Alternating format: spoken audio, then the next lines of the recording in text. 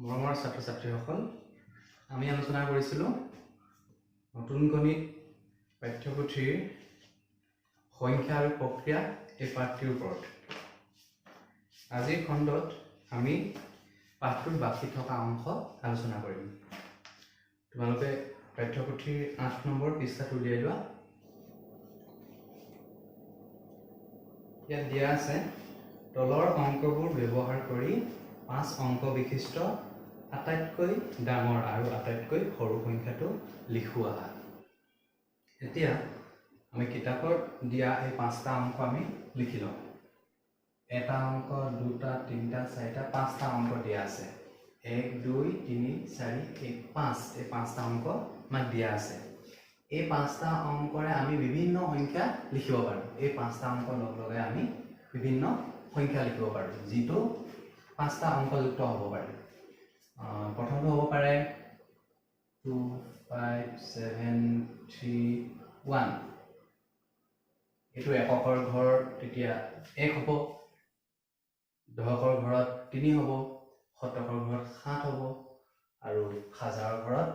5 হ'ব, আৰু অযুতৰ ঘৰত 2 হ'ব। অৰ্থাৎ 1 10 1000 25731। তেনেকৈ আৰু লিখিব পাৰোঁ 5 7 2 3 1 1 10 1000 অযুত, 1 10 শতক হাজাৰ অযুত। এনেকুৱা আমি 5টা অংকযুক্ত বিভিন্ন সংখ্যা এই অংককেইটাৰে আমি লিখিব পাৰোঁ। আৰু লিখিব পাৰোঁ 1 2 3 5 7 3 5 7 2 1। এনেকুৱা বিভিন্ন ধৰণৰ আমি এই অংককেইটাৰে আমি সংখ্যা লিখিব পাৰোঁ, যিটো হ'ব 5টা অংকযুক্ত। 1 2 3 4 5টা অংকযুক্ত। এতিয়া আমাক লিখিবলৈ কৈছে আটাইতকৈ সৰু সংখ্যাটো এই 5টা অংকৰে লিখিব পৰা। এই 5টা অংকৰে লিখিব পৰা আটাইতকৈ সৰু সংখ্যাটো আৰু আটাইতকৈ ডাঙৰ সংখ্যাটো লিখিব লাগে। কেনেকৈ আমি লিখিম? এনেকৈ আমি কেইবাটাও সংখ্যা লিখিব পাৰোঁ। ইয়াৰ ভিতৰত আমি আটাইতকৈ সৰু আৰু আটাইতকৈ ডাঙৰ সংখ্যাটো আমি লিখিব লাগে। অযুতৰ ঘৰত যিমান ডাঙৰ অংক থাকিব সেইটোৱে আটাইতকৈ ডাঙৰ সংখ্যা হ'ব। অযুতৰ ঘৰত আমি একেবাৰে ডাঙৰ অংকটো লিখিলে আমাৰ কি হ'ব? ইয়াত চাওঁ 1 3 7 5 2। এই অংককেইটাৰ ভিতৰত আটাইতকৈ ডাঙৰটো হ'ল 7। গতিকে অযুতৰ ঘৰত আমি 7 লিখিব লাগিব। 7। তাৰপিছত হাজাৰ ঘৰত লিখিম 5, শতকৰ ঘৰত লিখিম 3, দশকৰ ঘৰত লিখিম 2, আৰু এককৰ ঘৰত লিখিম 1।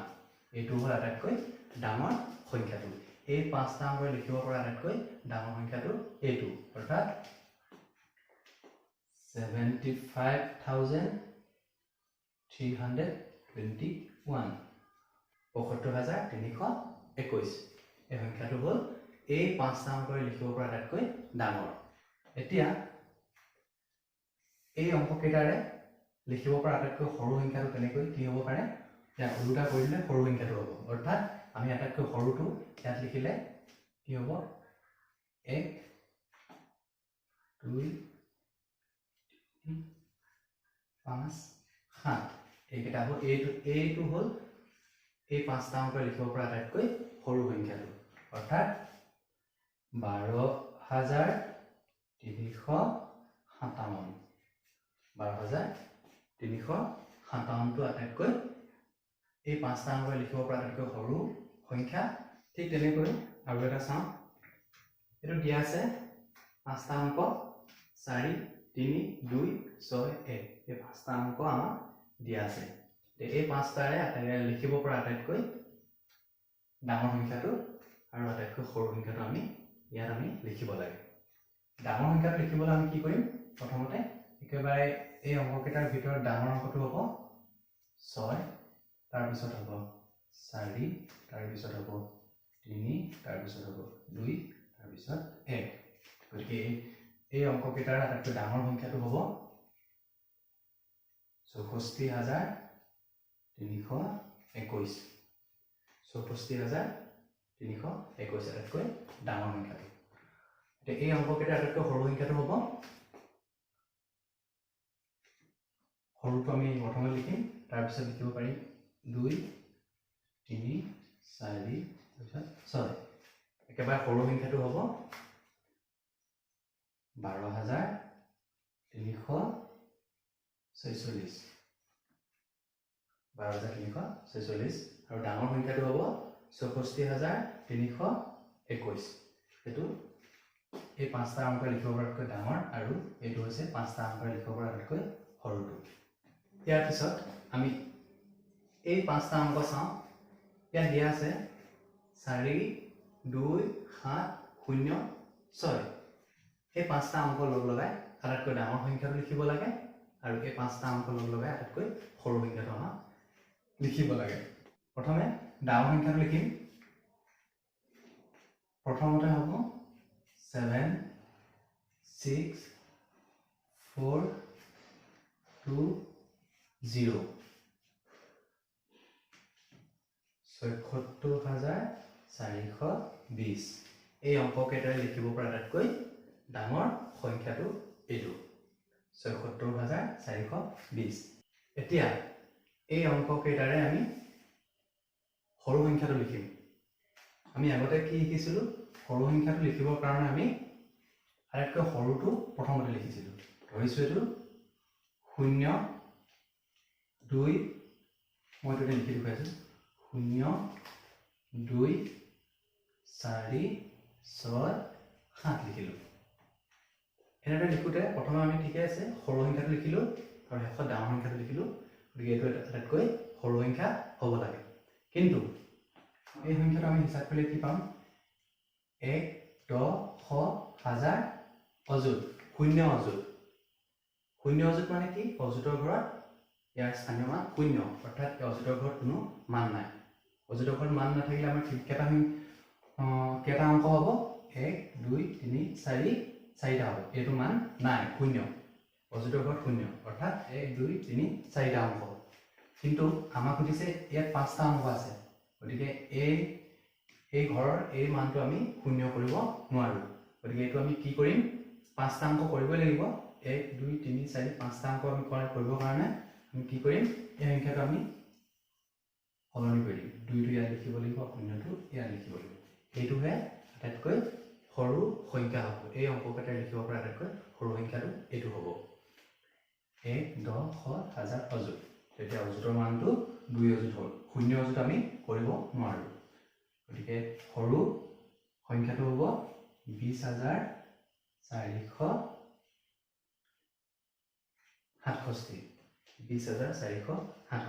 আটাইতকৈ সৰু সংখ্যা আৰু এইকেইটা অংক লিখিব পৰা আটাইতকৈ এইটো ডাঙৰ সংখ্যা ইয়াৰ পাছৰ কেইটা চোৱা তলৰ আঁচ দিয়া অংকবোৰৰ স্থানীয় মান লিখোৱা ইয়াৰ এ নম্বৰটো দিয়া আছে 14651 অৰ্থাৎ এইটো হৈছে একক দশক শতক হাজাৰ অযুত এককৰ ঘৰত 1 দশকৰ ঘৰত 5 শতকৰ ঘৰত 6 হাজাৰ ঘৰত 4 আৰু অযুতৰ ঘৰত 1 আছে এতিয়া ইয়াত যেটো আঁচ পৰা আছে এই সংখ্যাটোৰ কোনটো অংকত আঁচ পৰা আছে এই 4 অংকটোত আঁচ পৰা আছে এই আঁচ পৰা অংকটো এই 4টোৰ স্থানীয় মান কি স্থানীয় মান কিমান তাক সুধিছে আমি কেনেকৈ স্থানীয় মান নিৰ্ণয় কৰিম ইয়াত এটো 1 একক দশক শতক হাজাৰ অযুত অৰ্থাৎ আঁচ পৰা অংকটো হৈছে 4 গতিকে 4000 গতিকে ইয়াৰ স্থানীয় মান কি হ'ব স্থানীয় মান হ'ব 4000 মানে 4 4000 এনেকৈ আমি লিখিব পাৰি বা 4000 এনেকৈ লিখিব পাৰি গতিকে আঁচ দিয়া এই অংকটোৰ স্থানীয় মান হ'ল 4000 ঠিক তেনেকৈ বি নম্বৰটো চোৱা ইয়াত আঁচ পৰা অংকটো হৈছে 0 ইয়াৰ স্থানীয় মান কি একক দশক শতক হাজাৰ অযুত গতিকে আঁচ পৰা অংকটো হ'ল 0 একক দশক শতক হাজাৰ ঠিক আছে 0 হাজাৰ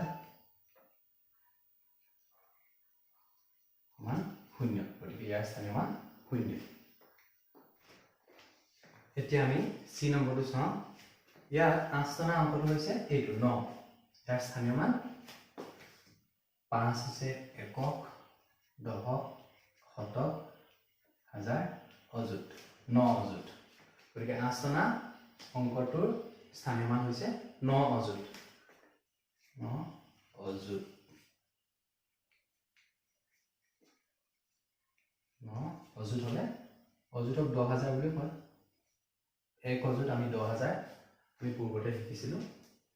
গতিকে কিমান হ'ব 10000 90000 গতিকে 8 টনা অংক 9ৰ স্থানীয় মান হ'ল এইটো 90000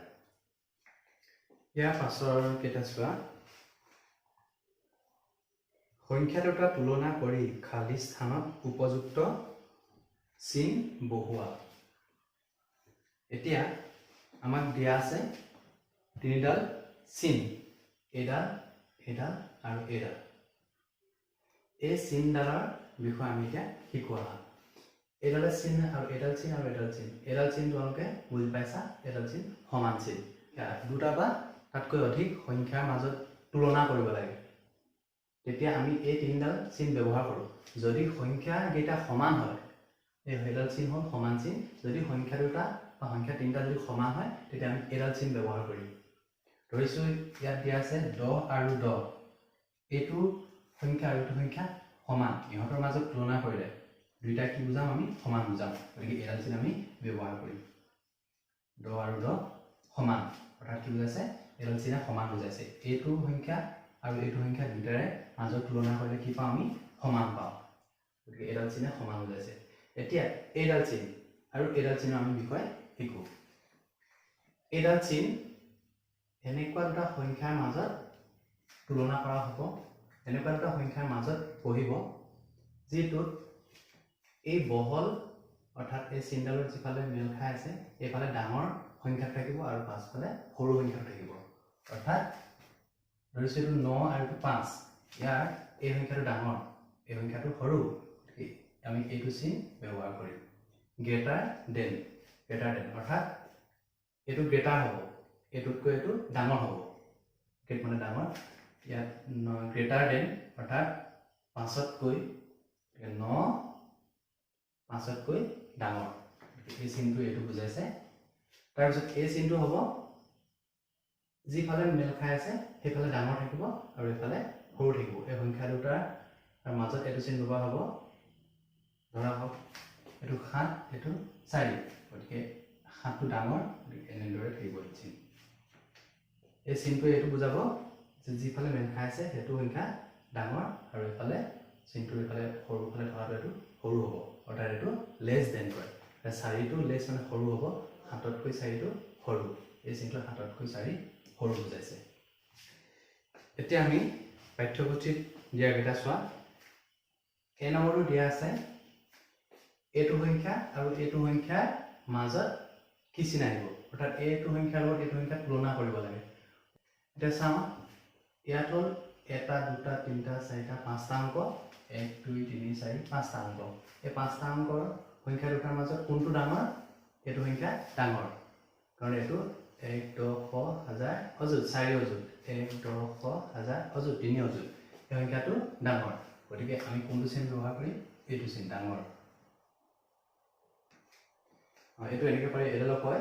লেছ দেন এই সংখ্যাটো এইটোতকৈ সৰু এই সংখ্যাটো এইটোতকৈ সৰু লেছ দেন ঠিক তেনেদৰে পাছৰ বিটো চোৱা এইটো একেই 1 10 1000 অযুত 1 10 1000 অযুত 5টা অংক 5টা অংক ইহঁতৰ মাজত তুলনা কেনেদৰে কৰিম 1 অযুত 1 অযুত 1000 ঘৰত 0 1000 ঘৰত 0 17 ঘৰত 0 17 ঘৰত 0 কিন্তু দশকৰ ঘৰত 4 আছে কিন্তু ইয়াত দশকৰ ঘৰত 0 আছে গতিকে এই সংখ্যাটো ডাঙৰ এইটো ডাঙৰ গতিকে আমি এই চিনটো ব্যৱহাৰ কৰিম গ্ৰেটাৰ দেন মানে কি এইটো ডাঙৰ গ্ৰেটাৰ দেন ডাঙৰ এইটোতকৈ এইটো ডাঙৰ ৰিয়েল গ্ৰেটাৰ দেন চিন তাৰপিছত এই দুটাৰ মাজত তুলনা কৰিলে কি পাম 3 তিনি অৰ্থাৎ 1 10 শ হাজাৰ অযুত তিনি 1 10 শ হাজাৰ অযুত তিনি অযুত 2000 2000 শূন্য শূন্য শতকৰ ঘৰ শূন্য আৰু দশকৰ ঘৰ 9 9 এককৰ ঘৰ 8 8 গতিকে সংখ্যা দুটাৰ মাজত তুলনা কৰিলে কি পাইছোঁ সমান পাইছোঁ ঠিক তেনেকৈ আমি আৰু এটা চাওঁ চি নম্বৰটো এই দুটা সংখ্যাৰ মাজত আমি তুলনা কৰিব লাগে কি চিন ব্যৱহাৰ কৰিব লাগে ইয়াত আছে 1 10 শ হাজাৰ অযুত 8 অযুত 1 10 শ হাজাৰ অযুত 8 অযুত 8 অযুত 7000 7000 800 800 800 7 10 দশকৰ ঘৰত 7 ইয়াতো 7 আৰু এককৰ ঘৰত ইয়াত 8 ইয়াত 7 গতিকে এই সংখ্যাটো ডাঙৰ আমি চিন ব্যৱহাৰ কৰি গ্ৰেটাৰ দেন অৰ্থাৎ এইটো চিনে কি গ্ৰেটাৰ দেন ডাঙৰ এইটোতকৈ এইটো ডাঙৰ ঠিক তেনেদৰে পাছৰ কেইটা তোমালোকে তুলনা কৰি চাবা এতিয়া আমি এটা সংখ্যা লিখিব লাগে ইয়াত দিয়া আছে মই কোন ভাবি চাওঁ আহা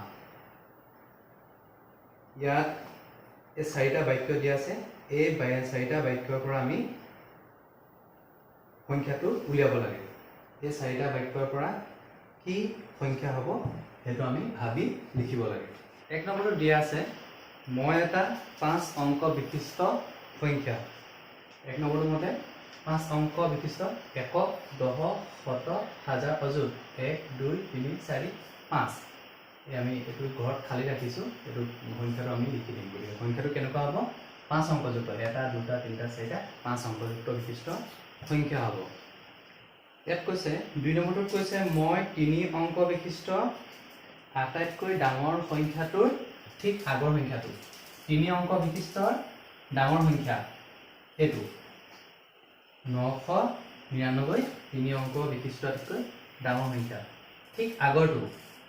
998 3 অংক বিশিষ্ট ডাঙৰ সংখ্যাটোৰ আগৰটো আৰু পাছৰটো হ'ব এইটো 1000 এই সংখ্যাটো 2 নম্বৰটো মতে আমাক কৈছে এই 2 নম্বৰটো কৈছে মই 3 অংক বিশিষ্ট সংখ্যা ঠিক আগৰটো 3 নম্বৰত কৈছে অযুতৰ স্থানত অৰ্থাৎ ইয়াৰ স্থানত একক দশক শতক এই তিনিটা পাইছোঁ এই দুটা পাবলৈ আছে এইটো একক দশক শতক হাজাৰ অযুত ইয়াৰ ঘৰত কি বহিব অযুতৰ স্থানত থকা অংকটো এইটো হ'ব দশক আৰু একক স্থানত থকা অংক দুটাৰ পাৰ্থক্য দশক আৰু একক স্থানত থকা অংক দুটাৰ পাৰ্থক্য কি পাইছোঁ 899 দশক আৰু একক দশকৰ ঘৰত 9 এককৰ ঘৰত 8 সিহঁতৰ পাৰ্থক্য মানে বিয়োগফল 9ৰ পৰা 8 গ'লগৈ কি হ'ব 1 গতিকে ইহঁতৰ পাৰ্থক্যটো ক'ত বহিব অযুতৰ ঘৰত দশক এককৰ পাৰ্থক্যটো হ'ব অযুতৰ স্থানৰ অংকটো গতিকে আমি ইয়াৰ পৰা পাইছোঁ 3 নম্বৰ পাইছোঁ এই 3 নম্বৰটোৰ মতে কি কৈছে অযুতৰ স্থানত হ'ব এই সংখ্যাটো অৰ্থাৎ দশক আৰু এককৰ পাৰ্থক্য ইয়াৰ পালোঁ 9ৰ পৰা 8 গ'লগৈ 1 পাৰ্থক্যটো 1 লিখিলোঁ হাজাৰৰ স্থানত থকা অংকটো এতিয়া আমাৰ বাকী আছে এই হাজাৰ স্থানৰ অংকটো এই স্থানৰ অংকটো কৈছে হ'ল তোমাৰ শ্ৰেণীৰ নম্বৰটো তোমালোকৰ হৈছে পঞ্চম শ্ৰেণী অৰ্থাৎ ক্লাছ 5 এইটো গতিকে শেষত আমি সংখ্যাটো পালোঁ এইটো 1 10 শ হাজাৰ অযুত 1 অযুত 5998 এতিয়া আমি ঘৰটো লিখিব লাগিব মই কোন এখন ঘৰটো পালোঁ আমি সংখ্যাটো পালোঁ উত্তৰ পালোঁ 15998 আমি এই ঘৰটোত সেইটো লিখিম 15998 এই খালী ঠাইকেইটা পূৰ কৰোঁ আহা ইয়াত এটা সংখ্যা দিয়া আছে 1 10 শ হাজাৰ অযুত ইয়াৰ এই 9টোৰ স্থানীয় মান কি হ'ব এই সংখ্যাটোৰ 9ৰ স্থানীয় মান কি সুধিছে 1 10 শ হাজাৰ অযুত অৰ্থাৎ ইয়াৰ মান হ'ব এই 9টোৰ স্থানীয় মান হ'ব 9 অযুত 1 10 এটা অযুগ 9 অযুগ ইয়াৰ পাছত বি নম্বৰটো 4 অংক বিশিষ্ট আটাইতকৈ সৰু সংখ্যাটো আৰু আটাইতকৈ ডাঙৰ সংখ্যাটো 4 অংক বিশিষ্ট আটাইতকৈ সৰু সংখ্যাটো হ'ল এটা দুটা তিনিটা চাৰিটা 1000 সৰু সংখ্যাটো আৰু ডাঙৰ সংখ্যাটো হ'ব 9999 ডাঙৰ সংখ্যাটো ইয়াৰ পিছত সি নম্বৰটো চোৱা 4 অংক বিশিষ্ট আটাইতকৈ সৰু সংখ্যাটো আগৰ সংখ্যাটো সি নম্বৰ 4 অংক বিশিষ্ট আটাইতকৈ সৰু সংখ্যাটো 4 অংক বিশিষ্ট আটাইতকৈ সৰু সংখ্যাটো এইটো ইয়াৰ পাছৰ সংখ্যাটো হ'ব এইটো তাৰ পাছৰটো এইটো 1000 আটাইতকৈ 4 অংক বিশিষ্ট আটাইতকৈ সৰু সংখ্যা হ'ল 1000 পাছৰটো হ'ব 1001 তাৰ পাছৰটো হ'ব 1002 যদি আমাক সুধিছে ঠিক আগৰটো 1000 আগৰটো কি হ'ব 1000 আগৰটো হ'ব এক কমিব 999 গতিকে 4 অংক বিশিষ্ট আটাইতকৈ সৰু সংখ্যাটোৰ ঠিক আগৰটো হ'ব 999 গতিকে 999টো তিনিটা অংক বিশিষ্ট আটাইতকৈ ডাঙৰ সংখ্যাও হয় এইটো শিকিলো 4টা অংক বিশিষ্টৰ আটাইতকৈ সৰু সংখ্যাটোৰ পৰা 1 বিয়োগ কৰিলে বা 1 কম হলে 3টা অংক বিশিষ্ট আটাইতকৈ ডাঙৰ সংখ্যাটো পাওঁ ডি নম্বৰটো লিখা আছে খালি ঠাই ধৰা কিবা এটা সংখ্যাৰ লগত শূন্য যোগ কৰিলে এই সংখ্যাটো পাইছো 4563 পাইছো এটা সুধিছে এই সংখ্যাটো কি আছিল আমি জানো যিকোনো এটা সংখ্যাৰ লগত শূন্য যোগ কৰিলে সেই সংখ্যাটোকে পায় গতিকে এই সংখ্যাটো এইটোৱে হ'ব 4563 ইয়াৰ লগত শূন্য যদি যোগ কৰো এইটোৱে পাওঁ সংখ্যাটাৰ লগত শূন্য যোগ বা শূন্য বিয়োগ কৰিলে সেই একেই সংখ্যাটোকে আমি পাওঁ পূৰণ কৰিলে কিন্তু শূন্য পাওঁ এই সংখ্যাটোৰ লগত যদি শূন্য পূৰণ কৰো তেতিয়া আমি শূন্য পাওঁ ইয়াৰ পাছত ই নম্বৰটো দিয়া আছে সংখ্যাটোৰ পৰা কিমান বিয়োগ কৰিছে এটা সংখ্যাৰ পৰা 1000 বিয়োগ কৰিছে 9000 পাইছে এটা সংখ্যাৰ পৰা কিবা এটা সংখ্যা আছিল এই সংখ্যাটোৰ পৰা 1000 বিয়োগ কৰিলে 9000 পালে 1 10 1000 9000 1 10 1000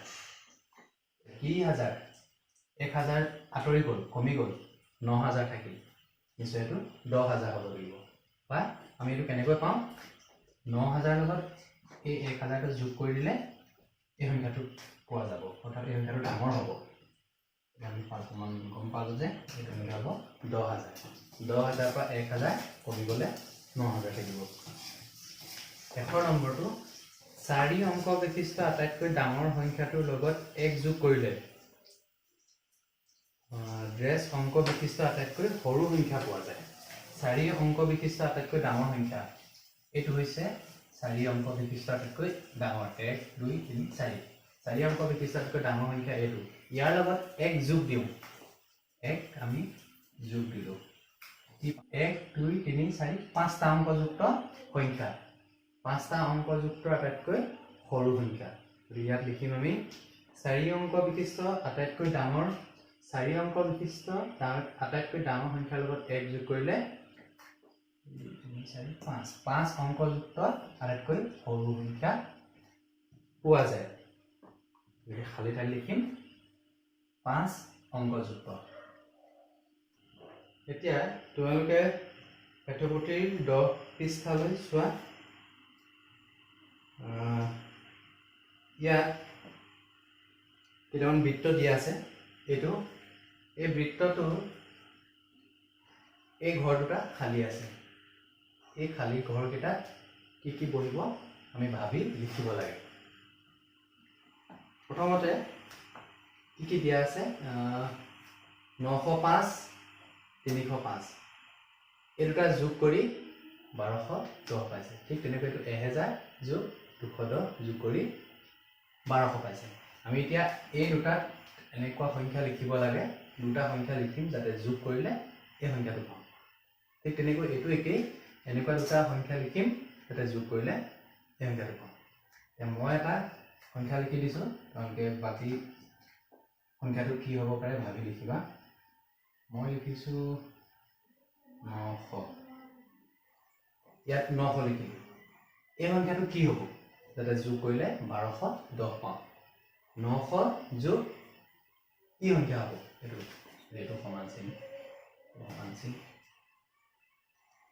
900 লগত কি যোগ কৰিলে 1210 পাম এইটো সংখ্যাটো জানিবৰ কাৰণে আমি এনেকৈ কৰিব পাৰো এই দুটা লগ লাগি এই সংখ্যাটো হৈছে অৰ্থাৎ এই সংখ্যাটোৰ ভিতৰত এই দুটা সোমাই আছে অকল এইটো জানিবৰ কাৰণে আমি তেন্তে এই সংখ্যাটোৰ পৰা এইটো আঁতৰাই দিম বিয়োগ কৰি দিম 1210 পৰা মই ভাবিছিলোঁ 900 আমি আঁতৰাই দিলে বিয়োগ কৰি দিলে কি পাম আঁতৰালে 1 3 এই ঘৰত হ'ব 310 আমি এইটো লিখি লৈছিলোঁ এতিয়া দুটা সংখ্যা লিখিলোঁ মই 900 আৰু 310 900 আৰু 310 দুটা লিখিলোঁ যোগ কৰিলে 1210 পালোঁ ঠিক তেনেকৈ ইয়াত এটা সংখ্যা লিখি দিছোঁ মই 810 লিখি দিছোঁ এতিয়া এই ঘৰত এই স্থানত কি সংখ্যা বহিব যাতে এইটো আৰু এই দুটা যোগ কৰিলে এই সংখ্যাটো আমি পাওঁ এইটো তোমালোকে চেষ্টা কৰিবা এই নিয়মটো শিকালে যদি নোৱাৰা এইটোৰ পৰা এইটো বিয়োগ কৰি চাবা এইটোৰ পৰা এইটো বিয়োগ কৰি যিটো হ'ব সেইটো ইয়াত আমি লিখিব লাগিব তাৰমানে কি বুজাইছে এই দুটা সংখ্যা যোগ কৰিলে এইটো আমি পাম এতিয়া বি নম্বৰটো চোৱা বি নম্বৰটোত কেইটামান বৰ্গ ঘৰ দিয়া আছে বৰ্গ ঘৰ মানে এইটা বৰ্গ ঘৰ কিন্তু এই ঘৰ খালি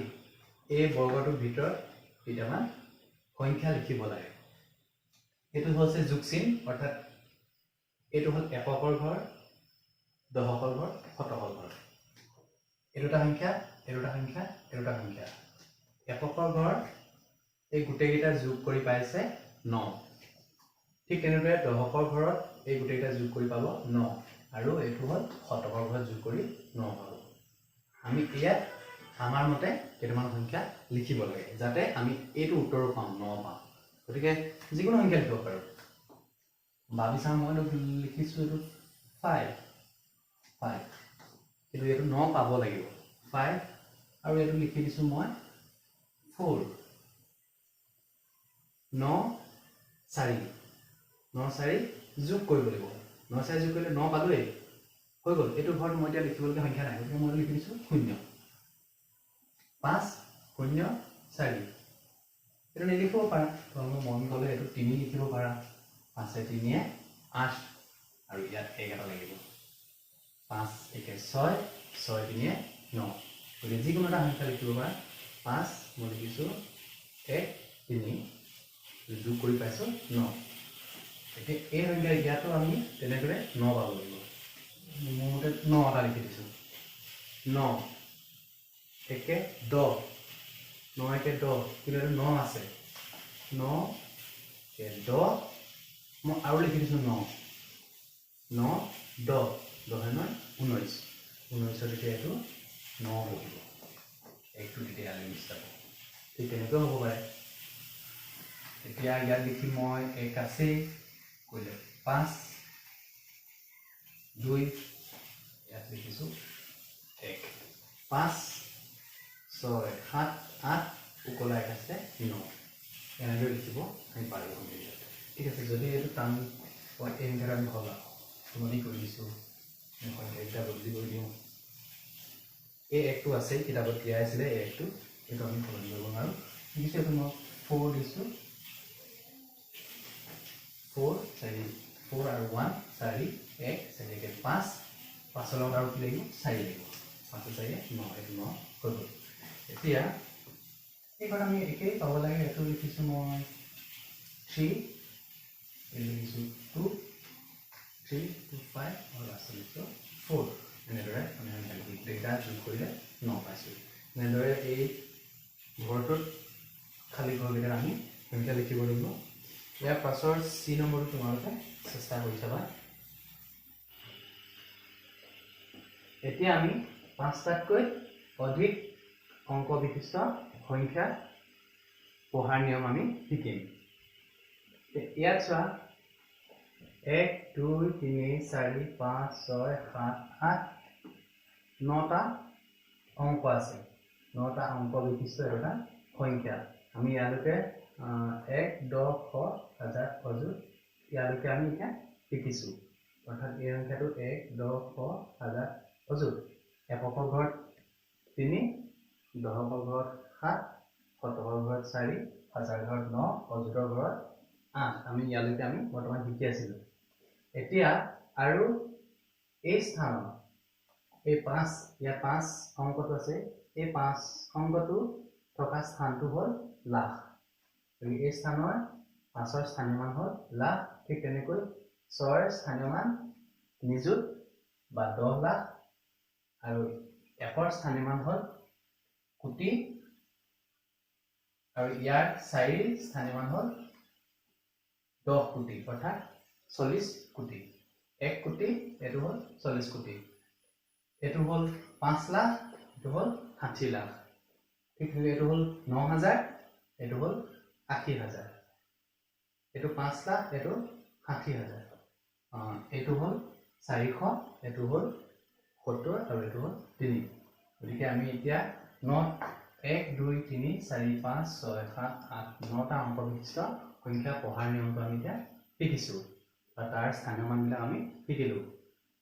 ইয়াত নতুনকৈ কি শিকিলো এইটোৰ ঘৰ অৰ্থাৎ 5ৰ স্থানীয় মান হ'ল লাখ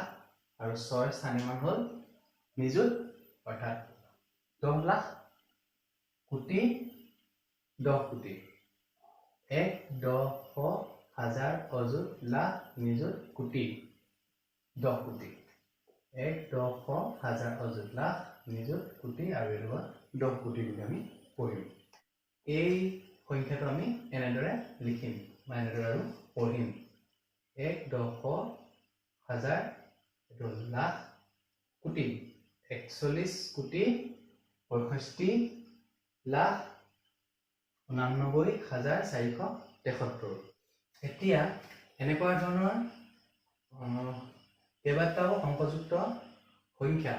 পঢ়াৰ সুবিধাৰ কাৰণে আমি কমা দিব লাগে আমি কমা দিয়াৰ নিয়মটো আগতে শিকিছিলো শতক আৰু হাজাৰৰ মাজৰ এই স্থানত আমি কমা দিব লাগে 1 10 শতক আৰু হাজাৰ মাজত কমা দিব লাগে গতিকে 1 2 3 তিনিটা এৰি প্ৰথমটো কমা তাৰ পিছত দুঘৰ 1 2 ইয়াত কমা 1 2 কমা এই দুটা অংক আমি এৰি কমা দি যাব লাগে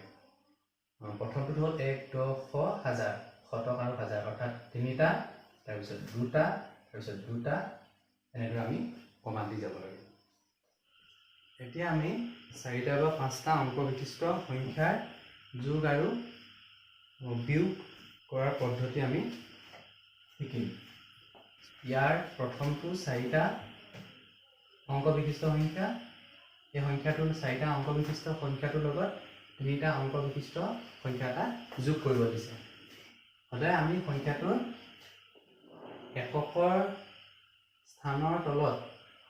এই সংখ্যাটোৰ এককৰ স্থানৰ তলত যোগ কৰিবলগীয়া সংখ্যাটোৰ এককৰ স্থান আমি পাতিব লাগে অৰ্থাৎ এইটো হ'ব